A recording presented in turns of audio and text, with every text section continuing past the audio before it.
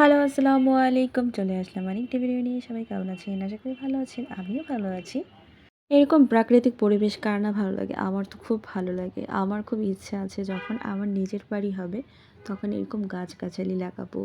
নিজে আ নিজের মতো করে আমার ঘরটা গুছাবো। মানে আমার খুব ইচ্ছে আছে আরকি।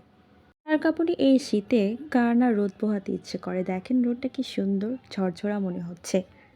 মাঝে, মাঝে নিজেকে একা, একা সময় দিবেন দেখবেন অনেক ভালো লাগবে। সত্যি কথা নিজেকে সময় দেওয়ার থেকে এর থেকে বড় শান্তি মনে হয় আর নেই। আর মাঝে, মাঝে যদি আপনার কোনো বিড়াল বা কেউ থাকে অবশ্যই তাদের সাথে থাকবেন দেখবেন আপনার কষ্ট থাকলেও দূর হয়ে যাবে। ছাদে হাঁটছিলাম আর ওদের সাথে একটু খুনসুটি নিচ্ছিলাম আর ওদেরও একটু টুকিটাকি ভিডিও করছিলাম। দেখেন এই যে আমার বিড়াল প্রিন্স সুন্দর করে রোদ পোহাচ্ছে। ওর যে কি ভালো লাগছে। আর এই যে দেখেন আপনার জেসিও বসে আছে রোদ পোহাচ্ছে। সকালে সূর্যটা কি সুন্দর না? অনেক সুন্দর। জেসি বসে আছে আর ওর ঘর দিচ্ছে দেখেন।